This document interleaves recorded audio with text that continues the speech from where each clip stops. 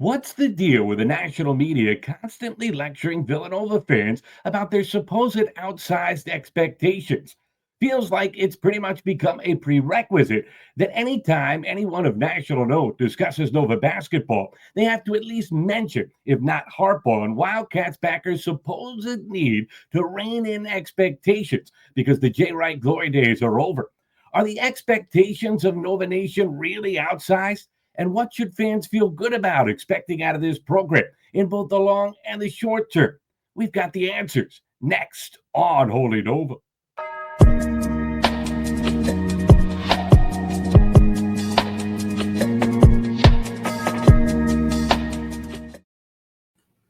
Hi, everybody, and welcome to Holy Nova, part of the Big East Energy Network. I'm Janus with David White. And David, you know what? It started the moment Jay Wright shocked us all and announced his retirement. In 3+ years, the drum beats have simply grown louder. In the last month alone, I read about it in The Athletic from CJ Moore, and I heard John Rothstein talk about it at length on his podcast. The national media thinks Nova fans have to reconnoiter their expectations. As the conventional wisdom goes, Jay Wright is retired, and Nova isn't getting back to the level he reached, period.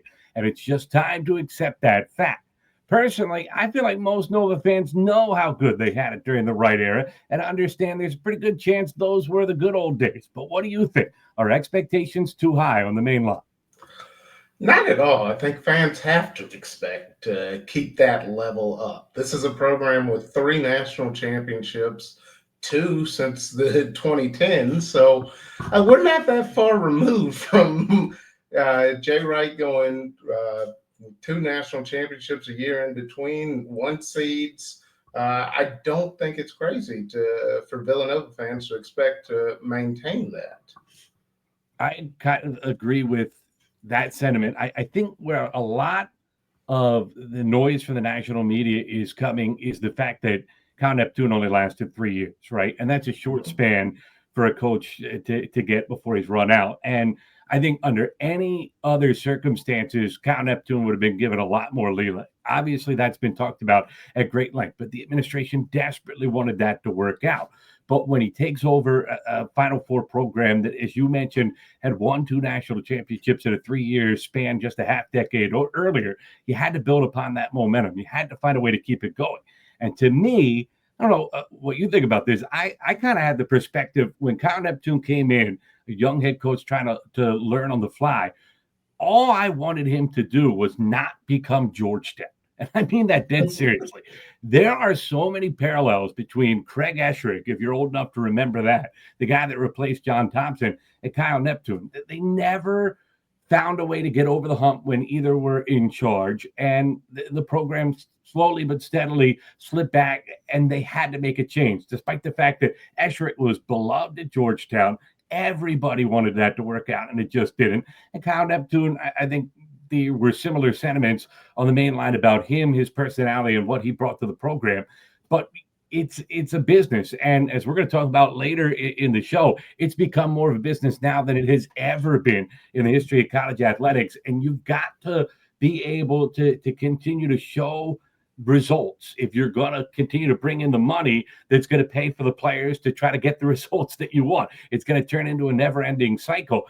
And I think that the misinterpretation for the national media comes from were fans maybe a little bit hasty when in year 1 and year 2 they were saying this guy can't do it, he's got to go. Sure, but that's panic, that's fandom. Everybody's going to do that from time to time, particularly when you're following a legend like Jay Wright. They let him go into year 3, it didn't work out, and I just think it's a little unfair how much is being placed on Nova fans' shoulders to just kind of let it slide. And you don't know if you're going to get it back, maybe not even to the Jay Wright days, but again, you don't want to become Georgetown. Look how long the Hoyas have been stuck in the wilderness. Well, to go the opposite direction, the national media would have said the same thing after Joe Calhoun left UConn. I mean, I understand that Kevin Ollie won a national championship on an amazing run, but they fired Ollie. They went through their struggles, and now outside of winning back-to-back, nobody would have called UConn a blue blood before Dan Hurley took over. So I think Villanova's in a similar spot where you just get the right guy in there. he can definitely continue the momentum that Jay Wright had going. All right, great. 5 minutes into Holy Nova, we've already made the UConn fans mad, and we made the Georgetown fans mad. We've each taken a turn ticking off the two biggest fan bases in the Big East. Beautiful. We're doing our jobs quite nicely. So it seems like we both agree. Nova fans are kind of taking a bad rap on this one. From their perspective, what are fair expectations for this program as it moves into that new era that you talked about? David, you're a lawyer by trade. You used to be a basketball coach. Now you're a lawyer who works in trust. So let's follow your sage advice. Let's start with the macro. Look at the big picture. What do you think? Big picture, I think Nova fans should expect to finish top 3, top 4 in the Big East every year. The tournament should be a given. And we're talking Sweet 16s. We're talking second weekend runs. Every once in a while, the stars align, probably every 5 years, 10 years, the stars align, and you have that team that can make a legitimate run at a national championship. Sometimes it'll happen earlier because you just get a little lucky, which luck isn't a bad thing in this sport. Better to be lucky than good sometimes, as we have seen. Piccolo girl, let's not forget that loss that Villanova suffered at NC State a few years ago. Wildcat fans would know about that. But look, here's the thing. History, infrastructure, alignment line up to me in a way that this program should be successful. I agree with you wholeheartedly. Perennial tournament team, annually, non-negotiable. Stuff happens. You're going to miss occasionally, but every year the expectation is a trip to March. If you are not in March Madness, you are disappointed, and you've got to figure out why that happened. Second weekend level team, what, 4 to 5 out of 10 years, basically every other year. Upsets are going to happen, so that might ebb and flow from time to time. There was 3 straight years there where Jay Wright had 2 seeds and couldn't get to that second weekend. Things are going to happen in March, but you should go into the tournament expecting to be a second weekend team. And then I'm kind of with you. Once or twice a decade, you should be able to load up with a team you're thinking is Final Four or bust. It might not get there, but you have the pieces in place to think you should, and then see how it plays out. I don't understand how anyone could think that a program with Nova's heritage, Nova's resources would be looking at anything else. I agree. I think that right now in the Big East, Rick Pitino's still at St. John's, but how long does he have left? Dan Hurley looks like he's going to be at UConn for a long time. Villanova and UConn have a similar pedigree that they should be competing for Big East championships every year. Yeah, I kind of agree with that. We'll see. St. John's has some money now, so I think that the Red Storm might have some staying power. But Pitino, obviously, there is a special sauce to that guy, and he just has a way to make everything work. So it might be 3, it might be 2. Who knows? Ed Cooley could get it rolling at Georgetown, and that would be huge for the Big East if they could get that. But it seems to me, UConn, with their size, with their resources, with their pedigree, and as long as Dan Hurley's there, yeah, they are probably going to be top dog in this conference, but Villanova should be nipping at their heels. And here's my argument on it. You look at Villanova's history.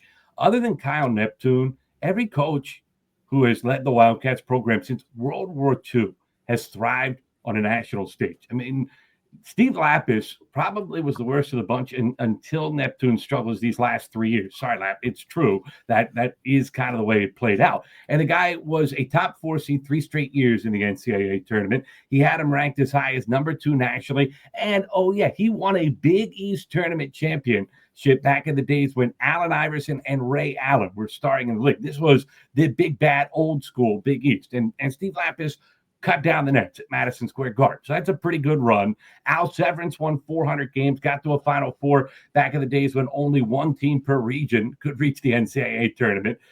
You have Raleigh, of course, being what Raleigh was. He won the national championship in 85, but he also made 4 Elite Eights during his time at Villanova. He had a special year, a special career.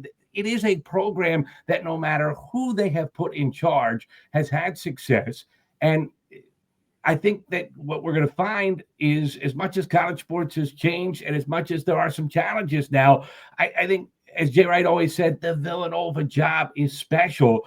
And if you get the right guy in place, it is ripe for success between that history, the infrastructure, and the alignment. I mean, everybody at Villanova cares about winning. That's the top priority in that athletic department. And I know we'll get into the house settlement a little bit further, but right now, Villanova's in a really good spot with revenue sharing. And the fact that UConn's going to have to make a decision about how much they actually want to pursue football and how much money they're actually going to put into football, whereas Villanova doesn't have those challenges. No, it is kind of funny. Poor Mark Ferrante. Everybody just talks like the football program does not exist. It does, but you're not going to have to fund it at anywhere near the level that the big boys are going to have to. And yeah, that is something that we are going to get into in a minute. By the way, talking about the history of Villanova, I should also be remiss if I didn't mention Jack Kraft. All he did was get to a national championship game, would have hoisted the trophy if it wasn't for a guy named John Wooden. So, he was pretty good too. Every coach that has run this program has had success. And now it becomes Kevin Willard's job to find that similar level of success. But that takes us to our next question. We talked about the long term. I think we're both on the same page there. The trickier question comes to what is realistic this season. Nova just fired a coach, much faster than they would have liked to because he failed to make the NCAA tournament 3 straight seasons. Now they brought in a new head coach who is an NCAA tournament making machine, but is the timeline on that right away? What do you think? Well, in this day and age of college basketball, you can get a new team tomorrow. That's what the transfer portal and NIL has done. I think that there's a good chance that Kevin Willard could come in and hit the ground running and really, hey, I don't know if 25 wins is the top end, but a 20-win season, we'll know early on. I know they've announced the game against BYU and playing AJ. I won't try and pronounce his last name. That would be a really good test to see, well, one, how good is he? And two, where does Kevin Willard have this team going into the season? Yeah, I think that's the million-dollar question. They bring back just 9% of their scoring from last year. I mean, by the way, how much has college sports changed? 9%. That is an absolute wild thing that we are talking about a team that had 9% of their scoring back, even in the same sentence as the NCAA tournament. But they did bring in some pieces out of the transfer portal. Of course, you got Matt Hodge, who will be eligible this year. Everybody thinks so highly of him. Caden Lewis is a big-time recruit. You have pieces. Bryce Lindsay, I think, is going to be a really good one potentially coming over out of the portal. But it's a lot to ask to gel. You got what looks like it's going to be a pretty tricky non-conference schedule that they're putting together. Big East is going to be more deep, I think, than it's been in year past. I think they're going to maybe have a hard time this year. We'll see how it gels. But, and this is where I differ from what we're talking about in terms of long-term expectations, I don't think Nova fans should be all that upset if this year doesn't go well. And that's the beauty of Nova fans. I think they understand that. I think they want to win. I think they're hungry to win after what has happened these last 3 years. But I think they know that it's much more important that Kevin Willard puts the building blocks in place to make this long term rather than to rush things and just get it done this year. Well, and I mean, the flip side of that 9% back is you're bringing in a new coach. So it's not like you have a lot to teach a whole roster. They're not learning a whole new offense.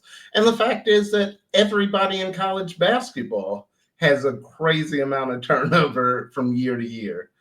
So everybody is almost starting on the same page. Villanova is a little behind with just 9% of the scoring coming back. But I mean, for the most part, teams have 3 or 4 new starters every year. Yeah, no doubt. It is a different world. They did miss on some of their bigger targets, and I think that is something that might come back to haunt them as well. We'll have plenty of time here on Holy Nova to break it all down. We're going to go through all of the newcomers one by one. We'll reach out to some of their old spots. We're going to hope to get some scouting reports for guys that knew their games best, where they were before, and give you a better idea about what to expect from them on the main line. But now we have to move to a little bit less fun business, but it is arguably much more important as we switch gears. On Friday night, it was announced the college athletics house settlement has been approved. If you're watching this college sports show, you probably already know what that is, but just in case, essentially it's the court case that has once and for all ended the NCAA's amateurism model and has cleared the path for schools to pay athletes directly. As someone who is married to an attorney, David, I can attest there are plenty of drawbacks to talking to a lawyer. Chief among them, for me, I almost never win an argument with my wife. But in this case, we've got a lawyer, you sitting here, who also used to be a basketball coach. So, David, this topic was tailor-made for you. Briefly, what are your thoughts on the settlement and how it can benefit a basketball-centric athletic department like Villanova? Well, I mean, as most people know, the settlement now allows the universities to earmark $20.5 million to directly pay players. And schools in the Big East that mainly focus on basketball, they're at a huge advantage. Right now, you figure the SEC, the Big Ten, the ACC, all the schools that play big-time football are probably going to earmark at least 70% of that $20.5 million to football. Then basketball will get a little chunk of that, and then everything else will go to their Olympics, women's basketball, and their Olympic sports. But right now, Villanova, the lion's share of that, the money is going to go to the basketball team. Of course, there's going to be questions that pop up as we get into the house settlement, like what happens with Title IX? How are we going to make sure that universities are staying compliant with Title IX? All of those things. But I think right now the upside is that probably 50 to 60% of that money goes directly to the men's basketball program, which makes the most money for the university.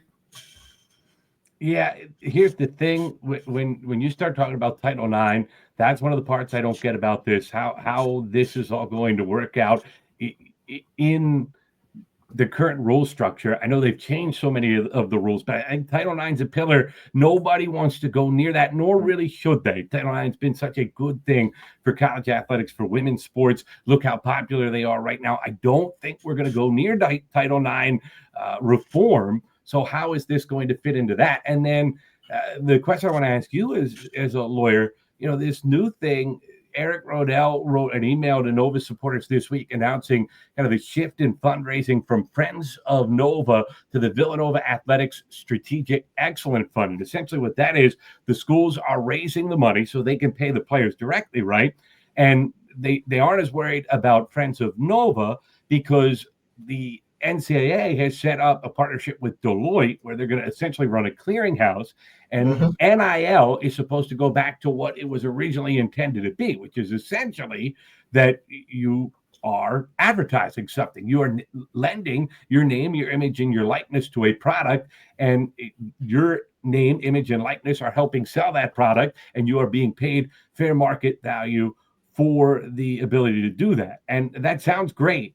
But at the end of the day, how many times have we seen the NCAA get in trouble for telling players what amount of money they can make? And to me, this is exactly that. So how in the world do they think that long-term they're going to be allowed to do this? And if it does not play out that way, this is where I think it comes back and goes the other direction against Villanova, because all the football schools are going to have all the TV money that the Big East doesn't have coming in. And if they're using the $20 million plus all of that NIL stuff on the side, all of a sudden this thing is going to go off the rails.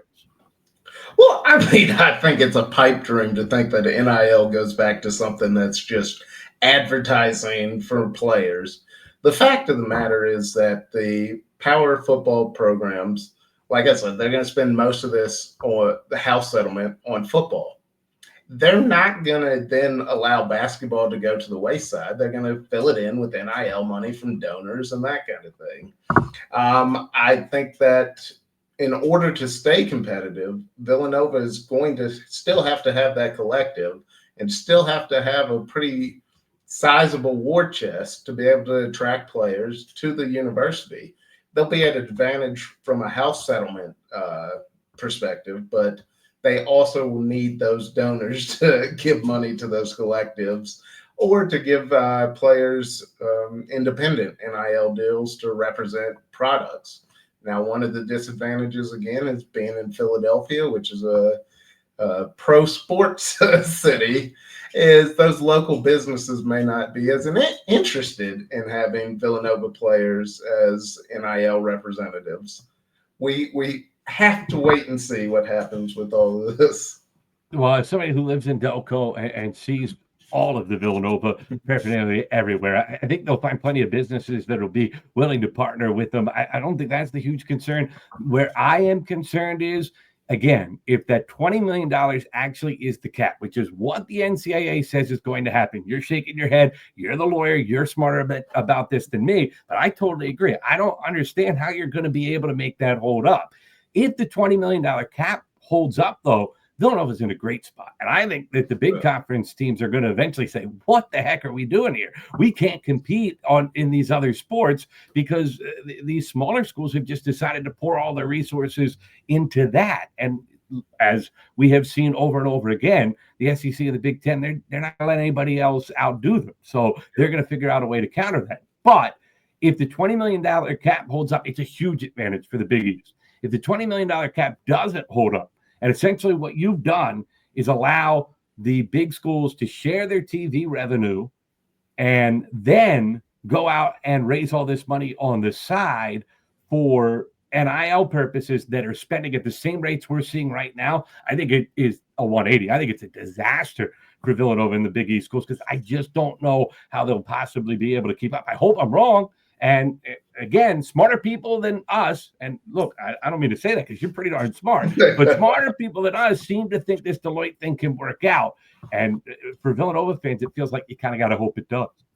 Well, you got to also hope that conferences like the ACC and the Big 12 stay on your side and they say, no, this is a $20 million cap, because they're going to get lapped by the big guys too in terms of TV revenue contracts and all those things. So it's going to be, you have to hope a little bit that the ACC and the Big 12 stand tall, because I am certain that the SEC and the Big 10 are saying this 20 and a half is just what I can pay players. I can still get my donors to pay anything I want them to. Well, it's great to have your expertise on this subject. I knew there was going to be something useful from you leaving the basketball industry and going back to being a lawyer. So at least we finally found it. We're going to unfortunately have to talk about this much more. It will be a recurring theme. One of the things we want to kind of go into is what does it mean to be a general manager? Villanova was kind of ahead of the curve on that when they hired Baker Dunleavy away from Quinnipiac a few years ago. How has that role evolved? And what is the actual job of a GM these days? We're going to talk about that in shows down the road here on Holy Nova. Let's introduce ourselves. I'm Matt Janus. He's David White. Let's be upfront right away. Neither one of us went to Villanova. David went to North Carolina. He was a UNC fan. He was also a college basketball coach on the women's side. He worked at Charleston. He worked at Georgetown. He worked at the University of Delaware. I've been a broadcaster for the last 2 decades. We met when he came onto the staff at Delaware and we worked together on a bunch of women's basketball stuff. And he has basically listened to me rant and rave about Villanova basketball for the last 10 years because I grew up a Villanova season ticket holder. I sat in the old section ND, second to last row in the Pavilion, back when it was still called the DuPont Pavilion, was my season ticket days during the Steve Lapis era. My email address has a 30 in it in honor of the great one, Kerry Kittles, who for my money, still the record holder, by the way, for career points at Villanova. Eric Dixon got like 17 years to break that record, as much as I love Eric Dixon. But you said, you know what? You are a little nuts when it comes to this stuff. If you're going to talk about Nova, I got to be there to kind of keep you honest. So that's how we ended up here. That's right. I mean, it's killing me a little bit to see that picture behind you. But I'm excited. Oh, man, you can cover it with that head of yours. Yes, I coached for nearly 10 years. I was manager under Sylvia Hatchell at North Carolina. was a little bit of a nomad when it came to coaching, from Charleston to Georgetown to Delaware. They just kept bringing me north. And then finally had to go back to law school, come back to the South where we don't get snow and it's much nicer in the winters. You are a wuss. You always have been a wuss. There's no doubt about that. So we are going to kind of bring two unique perspectives, a little bit of a fan, a little bit of a media perspective from my end, from your end, the coaching perspective, but also logistics, how to run a successful program day to day, and kind of what goes into that, especially during this offseason. That'll be one of the things we talk a lot about. And we're going to do this show once a week about men's basketball, once every other week about women's basketball during the offseason. We're going to talk plenty of women's basketball as well. Denise Dillon's program has been able to retool on the fly. They're using all those advantages that we talked about in terms of NIL and the funding and the alignment. And we'll get into that next week when we do our first women's show. But we want to wrap up today with something that, it's every Villanova fan's favorite side topic. Those Nova Knicks, their season didn't end how anyone had hoped. And with the loss to Indiana in the Eastern Conference Finals, it was so disappointing, in fact, that James Dolan decided to fire head coach Tom Thibodeau. Instantly, that meant many would speculate it was finally time for Jay Wright to complete the Nova Knicks puzzle by taking the reins at MSG. But the Knicks made it clear this week that was not going to happen, which drew a pretty funny reaction from Josh Hart, the former Villanova guard, as I'm trying to get the technology right on this to see if we can put up the tweet from Josh Hart earlier this week, as they were talking about the news surrounding Jay Wright announcing that he is not coming back to coaching. He is not going to be a candidate for the Knicks. And Josh Hart said, "Man, thank you, stay retired." He did at least add in that smile emoji. It's all in good fun, but I think there's some truth to that.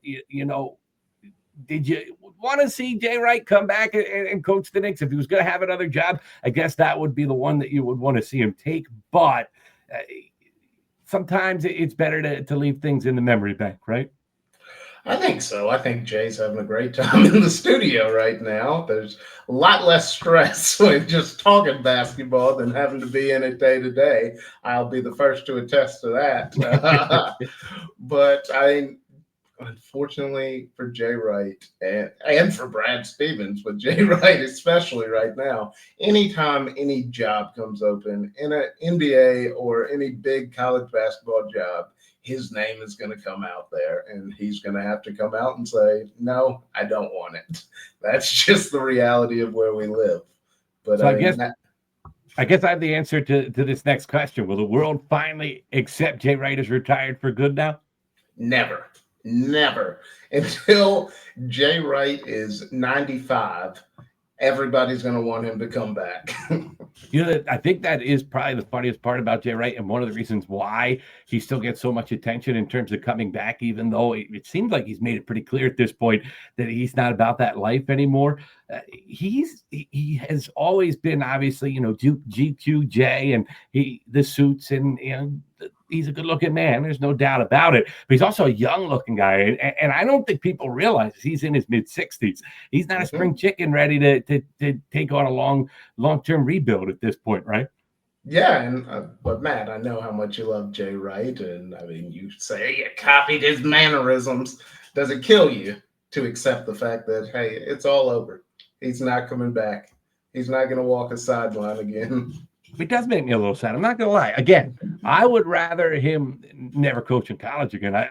No one that is a Villanova fan wanted to see that. That would have been just devastating.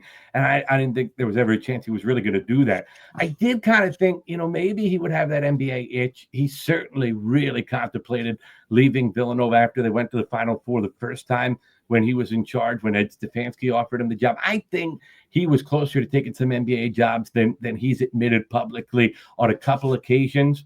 But think about this, David, at this stage of his life, if he takes this job and it does not work out, and work out now at this point is win an NBA championship with the New York Knicks, and I love the Nova Knicks. It's a fun story. I do think that they are still missing a piece. I know Jalen Brunson disagrees. He says that this core can win it all, but I think that there's still some finagling that has to happen to get a championship roster completely in place. And Sure. I just think if you're Jay Wright and you go there and you don't win it all, you're still going to be in the Hall of Fame. You're still going to be considered a great college coach, but there is going to be kind of some of that shine taken away from an otherwise untarnished legacy. And unless you're just pining for it and you need to compete, you have that burning urge to get back into it, why risk that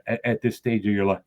No, I agree. And I think that all you can do is tarnish your record. You have two. Whoa. He could win it all with the Knicks. He could win it all. Then he would be like basically college football or the college basketball version of Nick Saban at that point, right? Well, Nick never won the Super Bowl. He'd be the Pete Carroll. Jimmy Johnson. That's what Jimmy Johnson, Pete Carroll, those guys. But I think he and similarly Coach K were built to the same stuff, where it's like, I have full control of a program in college. The NBA, you have to answer to a president, a general manager, the owner. You have players who are making more money than you are, who, hey, if you sit them down on the bench, somebody's going to come and say, no, you got to play them. So I think those guys, they are perfectly comfortable not touching the NBA. Yeah, and the shame part about it is with the way college sports has changed, I think some of it good, some of it I don't like as much, even though maybe you could argue it was a necessary change. It maybe there are parts that aren't as much fun. I think we'll talk about that in the future here on Holy Nova as well. But I think that's part of the reason why Jay Wright, I think everybody acknowledges that's why he got out when he did, right? I mean, he still had some time left in him with high energy, but the way he had built his program, it was just going to be light years tougher to do in this version of college basketball. Well, the fact that you have to re-recruit your team every single year has got to be exhausting. It's exhausting just going on the road and trying to find high school kids to come join you. Now you have to go find those kids. You have to recruit players from other teams, and you have to keep your team together. I don't envy anybody in that situation right now.